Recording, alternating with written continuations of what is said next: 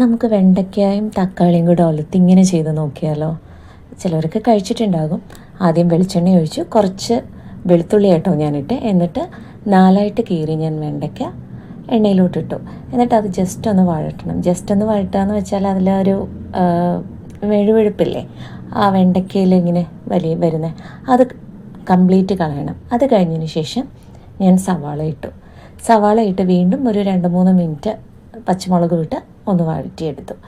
ഇതിലേക്കാണ് ഞാൻ ഒരല്പം മഞ്ഞൾപ്പൊടി, അതുപോലെ തന്നെ കുറച്ച് മുളക് പൊടി. കാശ്മീരി മുളകാണെങ്കിൽ അധികം കുറച്ച് കളറുണ്ടാവും, എരിവുണ്ടാവില്ല, നമ്മൾ പച്ചമുളക് ഇട്ടിട്ടുണ്ടല്ലോ. എന്നിട്ട് ചതച്ച മുളകായിട്ട്, അത് കഴിഞ്ഞതിന് ശേഷം കുറച്ച് കുരുമുളക് പൊടി. എന്നിട്ടിത് അത്യാവശ്യം നന്നായിട്ട് ഞാൻ മിക്സ് ചെയ്തിട്ട് ഒരു 2-3 മിനിറ്റ് ഇത് നന്നായിട്ടൊന്ന് വഴറ്റിയെടുക്കുക. ഇതിലേക്കാണ് നമ്മൾ ലാസ്റ്റ് തക്കാളി ഇടുക. തക്കാളി ഇട്ട് അത് കഴിഞ്ഞതിന് ശേഷം പിന്നെ ഉപ്പ് കൂടി ഇടുക. ലാസ്റ്റായിട്ടോ ഞാൻ ഉപ്പിടുന്നത്.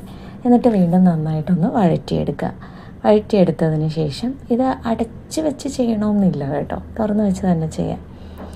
തക്കാളിക്ക് അധികം വേവില്ലല്ലോ, എന്നാലും ജസ്റ്റ് ഒന്ന് വാടിയാൽ മതി. കഴിഞ്ഞിട്ടുള്ളത് ഭയങ്കര ടേസ്റ്റായിട്ടോ. എല്ലാവരും ഒന്ന് ട്രൈ ചെയ്ത് നോക്കൂ കേട്ടോ. Thank you.